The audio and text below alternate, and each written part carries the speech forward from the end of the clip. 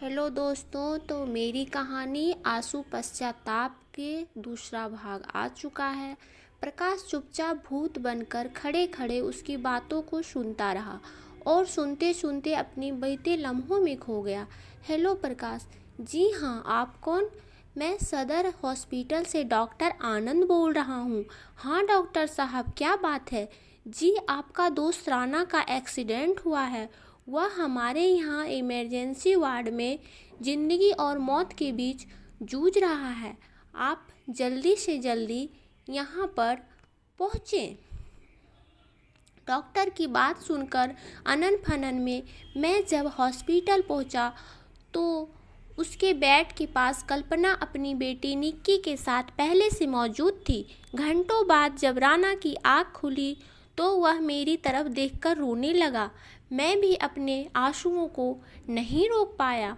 वह मुझसे कुछ कहना चाहता था, परंतु कुछ कहने से पहले कंपाउंडर उसे इंजेक्शन लगाया। चंद समय बाद फिर वह अचेतन अवस्था में चला गया। कुछ समय बीतने के बाद जब उसकी आँख दोबारा खुली तो वह बेचैन हो गया। उसकी सांसें की गति तेज हो गई। राना की हालत देखकर हम भी विचलित हो गए, मगर निगाहें उसके चेहरे पर टिकी थी। राना कुछ नहीं कहते हुए भी आंखों ही आंखों में सब कुछ कह दिया। वह कल्पना की तरफ संकेत किया, जिसको मैं स्वीकार करते हुए उसकी हथेली को जोर से दबाया। अब सोच, वहाँ डॉक्टर के आने से पहले ही राना हर बंधन से मुक्त हो गया। कल्पना चीख चीख कर रोने लगी। मैं भी अपने दोस्त के लिए रोने लगा। प्रकाश के दिमाग में उस रोज की घटित घटना का सारा दृश्य चलचित्र की तरह चलने लगा। उन बीते लम्हों को याद करके उसकी आंखें आंसुओं से भर गई। वह भावुक होकर कहने लगा, नहीं, मैं तुम्हारा साथ नहीं छोड़ सकता, चाहे लोग मुझे कुछ भी कहे। प्रकाश को भावुक देखकर कल्पना बोली, सॉरी प्रकाश।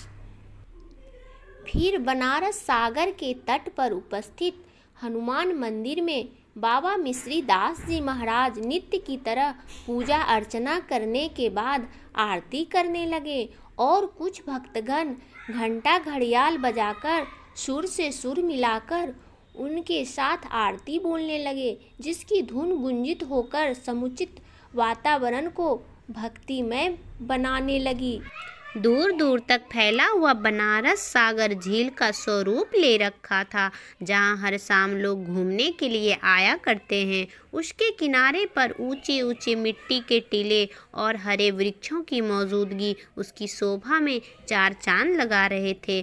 कुछ समय वहाँ घूमने के बाद प्रकाश और कल्पना अपने अपने घर वापस चले गए। जब प्रकाश अपने घर पहुँचा तो उसके दिमाग में कल्पना की कही बातें का सरगम चलचित्र की तरह चलने लगा। एक तरफ अपने दोस्त राना को दिया हुआ वचन निभाने का संकल्प, तो दूसरी तरफ घर तोड़ने वाले समाज का छींटा कसी। वह अपने ड्राइंग रूम में बैठे बैठे इसी सोच में डूब गया। चाय लीजिए। अपने कानों में ज्योति की आवाज़ पड़ते ही उसकी खोई चेतन टूट गई। क्या सोच रहे हो? कुछ नहीं।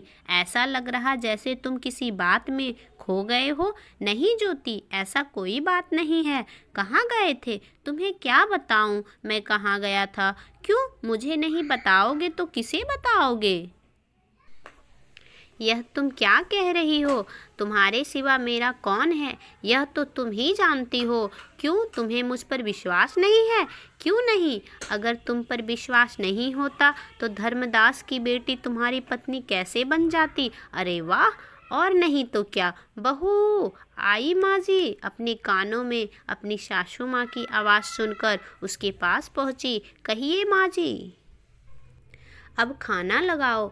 रात काफ़ी हो गई है। ठीक है माँ जी, मैं खाना लगा रही हूँ। खाना खाने के बाद प्रकाश की माँ अपने कमरे में सोने चली गई। तत्पश्चात प्रकाश और ज्योति अपने बेडरूम में आकर बातें करने में मशगूल हो गए।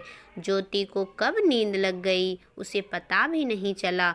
वह गहरी नींद में सो गई, लेकिन प्रकाश की आंखें में नींद नहीं थी। उस रात का हर पल कुछ अजीब लगने लगा। बड़ी मशक्कत के बाद जब उसे नींद लगी तो वह सपने के संसार में खो गया। उसे सपने में कल्पना और राना टहलते हुए एक झील के किनारे मिले। झील के गहरे जल में हजारों कमल के फूल खिले थे और किनारों पर दूर दूर तक हरे भरे ऊंचे ऊंचे मिट्टी के टीले, जिस पर अमलतास और देवदार के वृक्ष मौजूद थे। झील के समक्ष उन्हें जल में तैरती हुई एक कश्ती दिखाई दी। जब कश्ती किनारे पहुंची तो उसका नाविक कोई और नहीं, अपने हाथ में पतवार लिए मैं स्वयं था। उसको देखते ही वह दोनों आनंद से भर गए।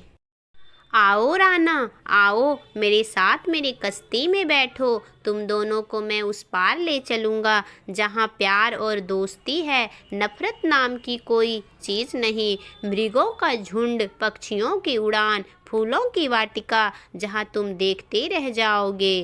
तो दोस्तों, इस कहानी का तीसरा भाग अगले एपिसोड में आएगा।